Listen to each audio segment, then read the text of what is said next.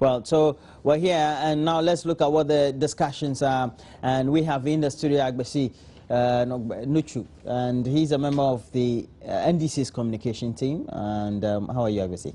I'm good, my brother. It's been a while I've seen you. Yeah, you know, I was on the ground campaigning. Yeah, I know. How did your primaries go? I lost. Okay, you lost? Yeah, it's part of the game. All right. You win or you lose. So. Yes, it's true. Sure. All right, and we also have Ernest Afram. He's a deputy communication director for the CPP. Thanks for joining me, Ernest. It's your first time on the show? Oh, this is my second time. This is your second time? Yeah. Okay, sorry, I was not the one who said your first time. All right, we hope you have a nice discussion. How was your weekend? Oh, it was great. Great. Can't complain. Can use an extra day. You see, the good thing is that the power badge came, so we should all be happy, shouldn't we? We thought so. Why? But we've been asked not to start being celebrating. pessimistic. No, it's not me. I'm very happy about it. I didn't change my WhatsApp DP to the power badge, but then only to hear that, oh, you know what, let's stop celebrating about that because it's not the panacea to our problems. So we wanted a problem solved, and if the people in charge tell us that what we've all been long awaited, I mean, it's not the answer. I mean, it's a letdown. But hey. How for do? But realistically, the power badge was just supposed to give us power 220 megawatts of it. That's not much. And who in the world was telling us that was going to be the panacea too? The president himself, on several occasions, he actually went in front of the world. I mean, when he was in Germany, and he even increased it to 1,000. And the power badge was not 225. I mean, the power badge, both badges together collectively are supposed to give us about 450 megawatts. So, and remember, this was labeled as an emergency power badge. 3 years into doing so, finally, and our emergency has come in. And you would realize that over the period in which we were waiting for this emergency, we've been able to put in place, I mean, the government has been able to put in place, install more capacity, like the Mary that's coming on, the TIPCO and all that they're talking about.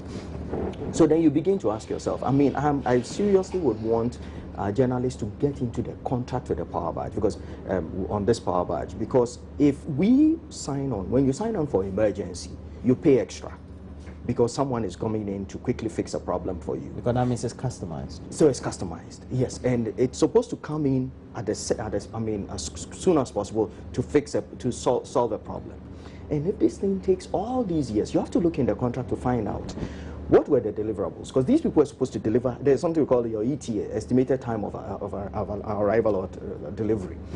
If the person is supposed to deliver by April and the person didn't, what clauses did we put in to cover us, to make sure that, look, if you don't do this, you will pay this, you will lose this, or you will pay this?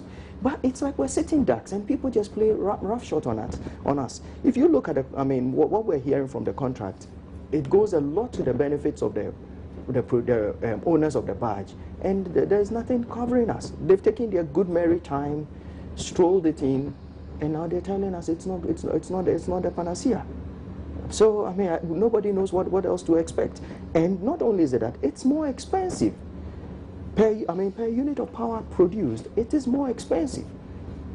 We come here and they're telling us, oh, the fuel is cheaper, so we shouldn't worry. And if, because the fuel is cheaper, it's going to be, the fuel is cheaper than gas, so we shouldn't worry. But then we forget that all the components that go into producing the electricity, once you factor that in, you will find out that per unit cost of electricity produced by the barge is higher than the unit cost of electricity produced by any other plant, because of the emergency component and the expensive nature of the barge. Now, we've also we signed this thing up for 10 years. Emergency. 10 years. You have the whole, the president himself telling us that he's going to increase our capacity by almost, I think, up to about 5,000 by the end of his first term. I think in 5 years, he will bring our capacity up to 5,000. So if our capacity is coming up to 5,000 in 5 years, why would you sign an emergency power barge up for 10 years? Knowing that this thing is more expensive too. You see, when we should begin to think of what electricity means to us. Electricity is not just meant to turn on the light and watch your TV and everything. It's a unit of production. Look, all nations, the Western world, etc., when they develop, when they find new energy, that is when they industrialized, and that's when they began to grow. When coal came in, the coal-fired plants, and then that's how the Europeans developed, etc. Remember the steam locomotive and all that. So power is supposed to be a unit of productivity, a resource. So if it's not just producing the power, if you produce the power and the power is expensive, it has a compelling impact on the cost of production in the country, where all our industries and our productive units in the country are already reeling under other factors which makes the cost of production in Ghana very high already. So if you add a high tariffs, or if you increase the tariffs, or you bring in certain components which add up to increasing the cost of electricity in the country, what you're doing is that you're making a unit of production very expensive, which makes us less competitive.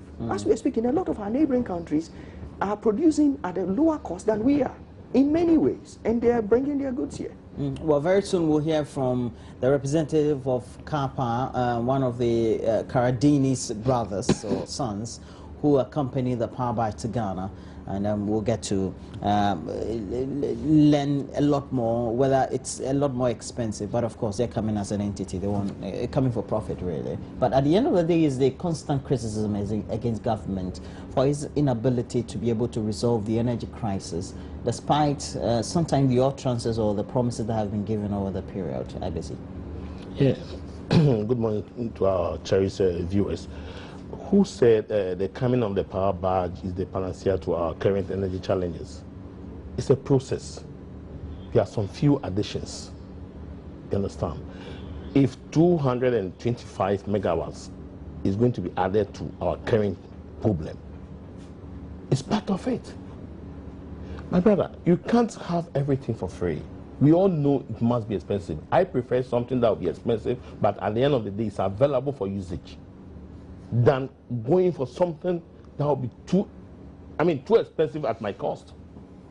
The president did not promise anywhere, or did not say anywhere, that we are going to give 1,000 megawatts with the power barges. He did not. I mean, look, ECG went into that agreement, and don't forget, they are going to add an additional megawatts. I think the second one coming. Are you aware of that? Yeah, so this is an agreement. So there's supposed to be a second one. Of course, yes, between them and the ECG. Now, it's a process. Others are also producing. So we are saying that when you put all this in together, by the time we get to 2016-17, we should be heading towards 5,000 megawatts. If these are available, let us look at the cost. We used to have hydro, which was far cheaper. You understand me? And we cannot rely on hydro these days again. So whatever system that we put in place to enable and have a sustainable power for industry to move on, that is what we should be looking at. Look, could you remember that there was a time when we actually realized that there's oil in this country? Okay, when we discovered oil, we forgot about cocoa production. You understand? Because we thought that industry was going to solve our problem. And we neglected what have already been there. The same thing that is happening here. Power barge coming. Fine. What is the shortage for? Look, let's look at it now. Okay? So if 225 is coming to add to whatever we have now, it's a process. That's what the minister was saying, that not solving the problem totally for now. Okay? He used the word ameliorating. It means it's just complementing. That is it. But until others are also on board, which he mentioned, then there might be a somehow solution. So I see no reason why people start making all kinds of comments.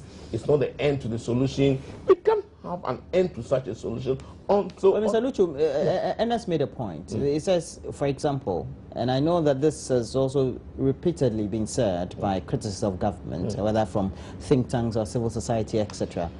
It's supposed to be an emergency power barge, but it's been almost 3 years late in coming. no, I agree. It was supposed to be emergency. Whatever happened in between. It means that the leaders of the country did not envisage that we will get into the current crisis 3 years into the administration. Well, it's not about envisaging that we will get into this crisis within because it's about foresight. If you don't have the foresight, you might predict something, okay? But in between time, anything can happen. These are technical issues. You understand me? These are technical issues. We had this crisis years back. What was the permanent solution provided? If we could have had 225 as at the time it occurred previously, I think another additional of maybe even 200 would have exactly improved the situation than it is. So it's a process. Let's accept it. Okay, it has happened already. Let's find an everlasting solution to such a crisis. And I think additional ones coming on board, okay, for future sake, is for we to start now. Let's give praise when praise is due. Let's stop this kind of criticism. That I agree. It was supposed to be emergency. I hope you're not saying the government should not be criticized with the way. No. Because many critics have said government has been very much laid back, not communicated rightly to the population, and also not taking the right steps in time to resolve the energy crisis. No, I agree. Okay. It might be some few challenges, but the multi-billion question I keep on asking, when it happened, this is the first time it's happening, okay? So previously, when it happened, what was the effort we put in place? We are talking about the Bui Dam, okay? When did we start the construction of the Bui Dam? Late 2008, okay? So the Bui Dam has been completed. How many megawatts is it supposed to give us? Is it working to perfection? So if things of this nature were not addressed in the past, and somebody had the opportunity today, and is trying to put in mechanism so that in the near future, at least, we'll minimize such a problem. I mean, let's I'll come to Ernest very soon, but before I do that though, let's now watch or hear from Kara Dennis himself, one of the directors of the manufacturers of the car power barge, who accompanied the barge to Ghana. One important thing I would like to highlight is rather than listening and quoting hearsay and stories that have been going around, please consult the company, our officials here, for the actual and precise facts surrounding the project, which I think are quite different than what people might have been saying. This project has been one of the quickest delivered power at the lowest cost for Ghana. We have arranged for an independent fuel supply, which will secure the continuous generation of power and which will be one of the lowest cost power generation, thermal power generation in the grid. There has been a lot of talk about the fuel supply and fuel sourcing. We will be using low sulfur heavy fuel oil, which is the lowest cost fuel available today. It is almost half the cost of LCO and West African pipe supplied natural gas, and it is operated in state-of-the-art, brand new power generation with the highest efficiency. These are simple facts, and if you need details on these, I'm sure our guys can help clarify these to you. We have a couple of weeks of preparation and final connection, which will be technically executed in the safest, quickest time span, and hopefully this will coincide with the completion of remaining a couple of administrative issues, and we'll be delivering power, uninterrupted, reliable supply of base load, low-cost power to the Ghanaian grid very quickly in the coming weeks. one of the directors, Kara Dennis, who accompanied the power barge, and he said there was a lot of misconception, especially we know the speculations in the media as to how expensive it is going to be. It says as far as what they even have manufactured and what is around, as far as costs, it's going to be the lowest as far as the charges. Yes. In fact, what he stated was it's even going to be lower than gas, and the cost of gas from the average. From he says on the average. On the average, because they use the Nigeria. lowest fuel efficient technologies. And he has spoken truth. The only problem with what he said is that when it comes to computing cost, there are two factors. There is your raw material or your input cost, and then there is your output cost. Sure. So what he has just put out there is his input cost. The raw material that he's going to use is very cheap. You can even put up an electricity plant and use rubbish, trash, boiler, and put it in free. But if the cost of generating that electricity with the kind of the machinery you're using is higher than it would cost me to use even crude oil, then it makes no sense to me. So yes, the fuel that he's going to use is going to be cheaper, but his output cost is going to be higher. He should speak to that. His output cost is higher than what it is going to cost us. And ultimately, that's going to have an impact on the tariffs. It's going to have an impact on the tariffs, and not just the tariffs. It's going to have an impact on industry. You see, when we're talking, if we were just using, in other nations, if we were just looking at the electricity tariffs for domestic, I just want to make a point. For domestic use. Please note what Please note it and what I'm speculating about. For domestic use, in other nations, even power consumption for domestic use is higher than for industrial use. Here, I mean, we have a flat rate for all. The problem you have here is that once your cost of generation goes up, your tariffs go up, it's going to affect industry. And remember, currently we're in a global village. Our industries are not operating in isolation. They are competing with companies all over the world. So when cost of production goes up here, it's going to affect their competitiveness anywhere else. And it also even affects balance of trade, because if industries here are not able to produce at a cost-effective point, what it means is that it becomes cheaper to import. So all of this, I mean, we need to think of all of this collectively, not just the power is here, the power is here. And secondly, I mean, we are not speaking to the fact that, look, WAPCO, do you know, as part of the agreement, if Nigeria, through no fault of ours, fail to produce electricity, the gas, provide us gas for a period of time, they're supposed to pay us some money, and which I think 2 years ago they even paid us about $2 million in fines for not delivering on the contract. Those are some of the things we should also ask. What were the punitive arrangements put on in this deal, where someone was supposed to bring this to solve an emergency problem at a certain time? The person failed. What did we put in place in that contract to make sure that we are also covered? Have you read the contract? I've not read it, but nobody's come out to tell us that, oh, you know what, because they've not delivered this, we're getting this or we're getting that. So you're preempting or guessing? I'm asking. Oh, you're asking. I'm asking. It would be nice for government to come out and communicate. Legitimate question. It's a legitimate question. As a taxpayer, I have every right to question this.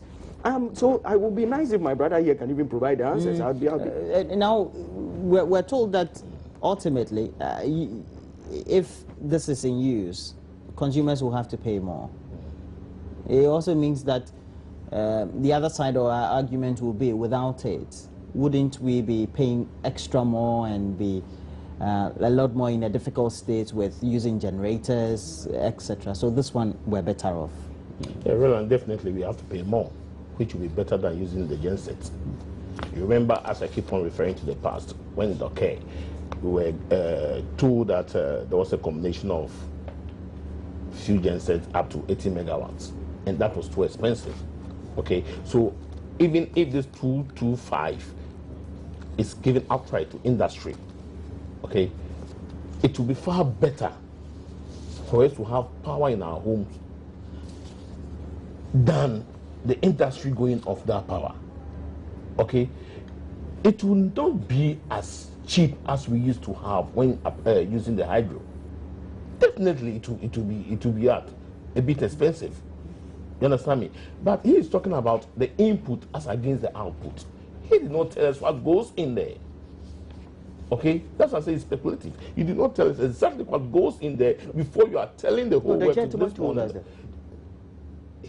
We are looking at the input and the output. Fine. He says that you have mentioned what the input is, but he says as far as the output is concerned, the makeup in terms of what the line items are, that ultimately tends to give out what the output cost will be. But that the Minister of Power already provided, and he made us aware that it's going to be higher than ECG. I mean, what we already know. Yeah, relatively. Know. So it's not me. It's not going to be. It's not going to be higher than that of ECG. But it's going to be higher than the current one we are paying. Definitely. Yes. Definitely. We are not. But we're using a cheaper fuel, and we're going to gentlemen. We are not using hydro. The truth is that no matter what, it will be up. Yes, we are going to fuel this. Of course. We're going to use a lot more. Of course. Now the impression should not be created that it's going to be more expensive than anything than if we didn't have at all. At all. Okay. And it's even going to be better than using the genset. I don't think your outfit here, okay, will not be happy having part of the 225 megawatts addition than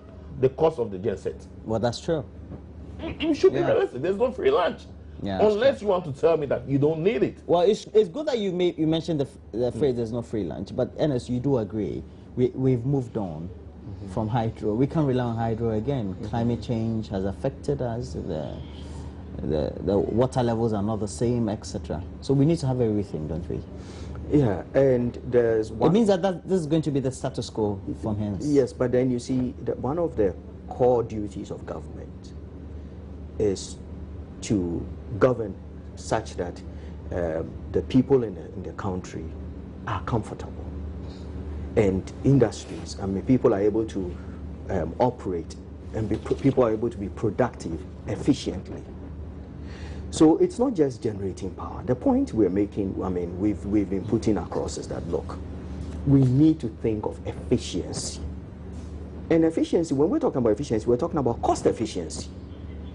Yes, we can choose to even go bring a power barge in here that would use even the most expensive crude, and it will still provide electricity, and it would still be cheaper than you using your genset in your house. But is that the best means? Is that cost efficient? Is that cost efficient? You see, and that's why I started my argument. What is cost efficient for you? Cost efficient for me is being able to provide electricity at the lowest. With what? With the option that we have around the world. We fortunately for us, this nation resides between latitude 23 degrees north and 23. Please, I'm answering it. 23 degrees north, 23 degrees south. The tropics, right smack bump in the center of the world. Yeah, but you have to be realistic. Wait, I'm coming. The initial cost. Please. Right smack bump in the center of the world. The initial cost of investment. Of investment in a solar plant. Yes, is that what you're talking about? Another renewables, you say. Another renewables. So let's talk. I mean, we're talking about solar. You have the raw material, which is the sun, in abundance, cheaper than what he is even proposing. Now, we're going to be spending 750 million or more on this power barge over that period. We have not even talked of the fact that we could have bought the barge for 250 million if we wanted to own it. We're leasing it. And by the time we're done, we would have spent over 750 million. But let's go on. So if we were to take our money and said, you know what, let's invest in increasing solar, which we've done. A bit was done in the northern region. Your initial investment is high, but when you finish, you're going to reap returns because you're going to recoup the initial investment because you're not going to be buying these crude or gas or whatever for it. So what you're then is left is maintenance and to the operation long cost. term. Yes. Yeah. So you think long term. Yes. You don't. It's not just knee-jerk. Well, it's true. You're getting. It's not. How can it be knee-jerk when you know that you cannot immediately have the solar in place when you need an immediate resolution to the power crisis? When we did the solar in the north, it took us less than 8 months. No. Solar, I mean, but, solar. but the magnitude, the magnitude of the power crisis we have, it's not going to take us only 8 months. It's going to take us a lot more. But the point I'm making is that, look, solar is a known technology. It is not something that you're going to be. I mean, it's something we know, and we already even have the capacity to develop here. Now let's put solar aside. We still have wind. Have we explored it? We have engineers who have gone round and pointed out to us corridors where we could tap into wind energy. True. Are we? Now, what I will give government credit for is that they're exploring gas, and they've done the double and dual cycle, etc. That I would applaud government extremely. But you're not saying the doors are closed or shut. No, I'm not saying they're closed or shut. Because we still have all these opportunities to do all this. But I'm saying that you've had over 3 years. I would have thought that, I mean, you would begin to explore some of these areas more aggressively. And I mean, look. Because understand these people, they are not seeing it. No. And it's as if that we're only reliant on a high cost energy service. It's easier said than done. You understand? You ask yourself, okay, with all these kind of scenarios, we had problems in the past. Nobody thought of these things. You understand? Solar, fine. Wind energy. Something has been done somewhere around. Is it done? You understand me? People, the government of the day is putting in an effort. You keep on talking about long-term investments, and yet you are criticizing the 10 years agreement with Karpower. You understand? Because it's expensive. If you do everything today in energy is expensive. Everything today in energy is expensive. I get your point. There is nothing free. Gone were the days when we have Osagifo giving us hydro. And you know, funny enough, I heard from some Japanese, even the hydro is not up to 2,000, but in terms of capacity, it can even go up to 5,000. Because we underestimated it. What was the population by then? So who was able to do that increment? Roland, ask yourself, all the way from the north to Akosombo, you have close to thousands of you, above 1,000. Then from Akosombo to Pong, you have 180 megawatts, Akosombo to Pong. So something could have happened in between the north and to Akosombo. Nobody thought about it. I'm a layman on that field. But this is what I heard, that, look, we could have increased the capacity. But if that was done in the past, and climate change is not favorable today, it could have been just a waste. So if we have something for 10 years now, who knows what will happen tomorrow? But the reality is that now, the input between from now to 10 years, who knows? It can even be cheaper. The input is talking about. It can be cheaper. Ernest, the opportunity still is there for us to do the exploration of the other renewables. Is that not it? There is. Okay. Just a quick one. No, quick one. No. Don't remind him of anything. I want to change the subject because we need to change the subject. The MPP says it will crash spies in its fall. The 2016 flagbearer of the party, Addo, Akufo, has urged members not to be disheartened by reports that the party could go into the 2016 election a lot more divided in its fronts. This is quotation. The NDC is fighting out of its weight because its massive corruption and incompetence seems to have become evident to the electorate as a whole. So you are cooking up ploys. You are aiding people to evade the MPP's party headquarters and do things like that, just to divert attention. That's the accusation. Yeah. But is it also, funny? Somebody talked about incompetence. Look at the track record of Akufo when he was Attorney General of the Republic of Ghana. But that's not fair. No. It is absolutely fair. Because we judge people from positions that are previously occupied. He have not stepped in the Flagship House before, neither the castle before. So if he's not incompetent, let us look at his track record. When he was the Foreign Affairs Minister. What did he do wrong? I mean, come on. What's happening within the case, in between the case between Chachuchi Kata and the Republic of Ghana? What even happened? Was he so competent there as the AG? No, let's just assess people. Well, he went for an appeal. He won the appeal. He's talking about incompetency. Is that it? Talking about corruption? Look, the MPP had been divided from day one when Akufo was elected as the flag bearer. That's it. He should not shift the blame towards NDC. We have our own problems and we are trying to solve our problem. If he thinks there's a spy within the MPP, it is he and his people who dine alone. We are not part and parcel of it.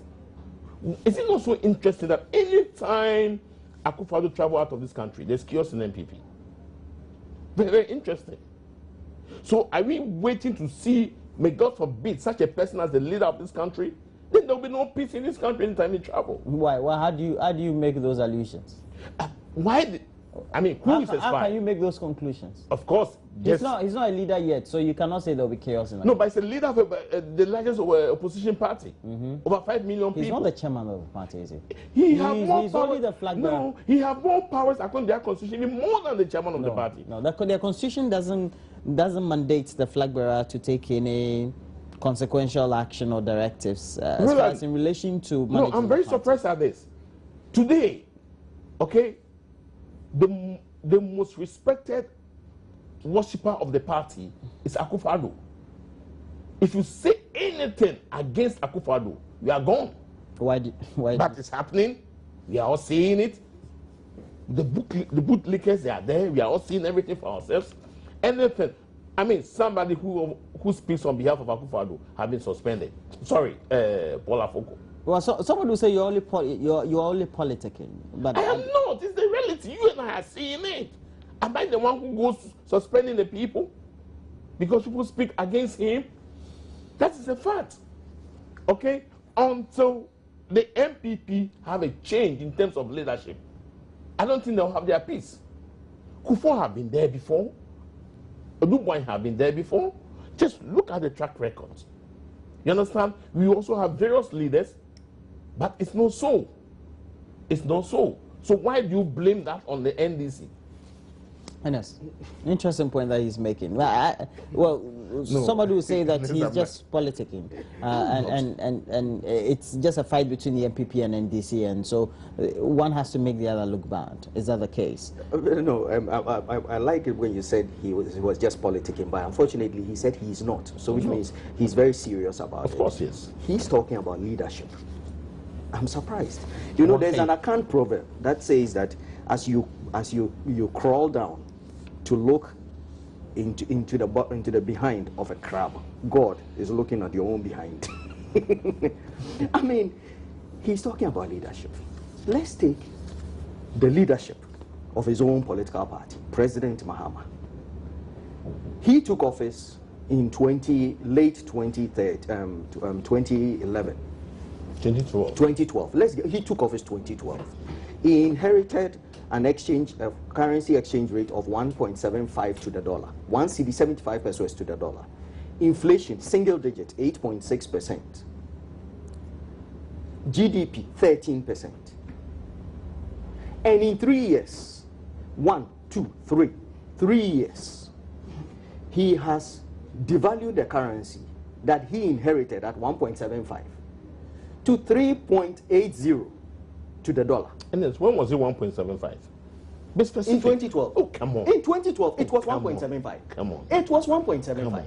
Be realistic. What realistic? I'm talking statistics. If you have contrary statistics, put them out. It's not true. Now, inflation is now at 17.4. Would you believe that Ghana today is the fourth highest inflation? I mean, no, country, when we have inflation at single digit, you told us it was artificial. No, you told us.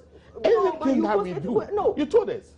Artificial or not, today it has come out. No, so today, will you also say it's artificial? Do you know we are the fourth? We have the fourth highest inflationary rate in the whole of Africa. We are fourth to Malawi, the World Bank. We're fourth to Malawi. These are verified information. Malawi, Central African Republic, and most interestingly, South Sudan, a nation that is less than 5 years old. These are the people we beat in the whole of Africa. And we have the highest inflation rate at this time when most nations in the world's inflation is coming down because crude is at its lowest, because high crude affects your currency. So crude is at its lowest. So which means it could have been worse if crude was still high up there. So leadership, if I were him, I would shelve that because it wouldn't be, it is never, leadership has not been their forte and they shouldn't even go there. But let's come to what is going on in the MPP.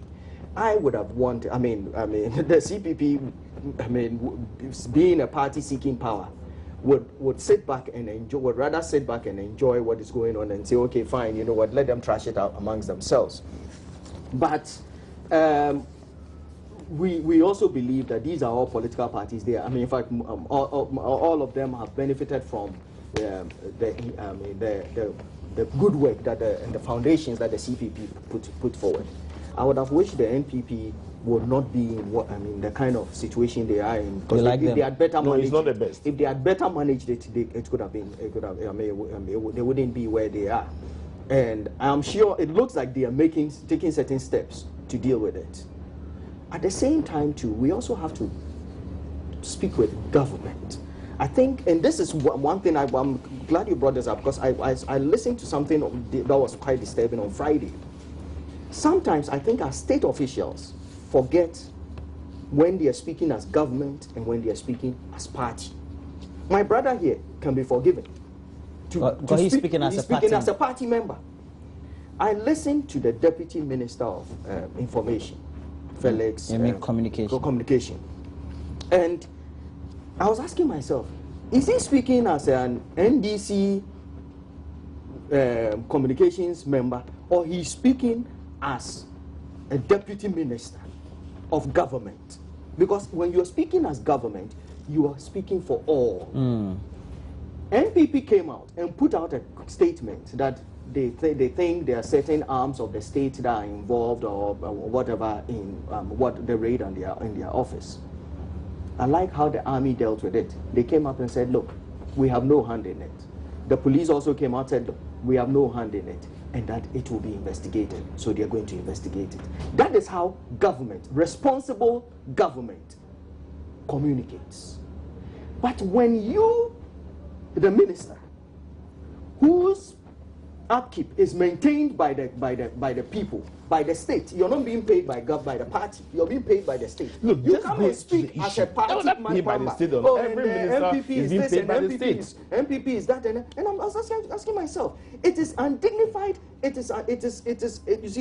doesn't do our So you have democracy said nothing any about what the good. minister said. What I'm just saying is that, look, when ministers, when the minister replied to the MPP statement, which accused government directly. It didn't accuse the NDC party. No, it accused government. Yes. It did not accuse the NDC. Good. He responded. And the minister, I don't think also was responding as an NDC person. Was speaking as government. Because the accusation was to government. You see, the accusation was to government. The arms of the state, the arms of government responded. Ghana Army did not go and say MPP is failing. You've already said that. You've already said that. So come in and say, okay, government has no hand, period. But what is and Safram is the Deputy Communications Director of the CPP, and thanks for joining me, Ernest. And Agbesi Nuchu is a member of the NDC's communication team. And you took part in the primaries. Oh, you don't want to talk about it? No, I lost. I told you I lost. Yeah, I know. It's a race. Okay, which constituency was that? Afajato, sir. Well, a quick one. You see, let's quickly, erase this thing from our minds. Paid by government, paid by government. Every minister of state. The MPP were not paid from their own cocoa farm. No, but they were all paid from the national. We're taking a break. When we come back, we have entertainment for you. Entertainment is brought to you by Airtel. We'll be right back.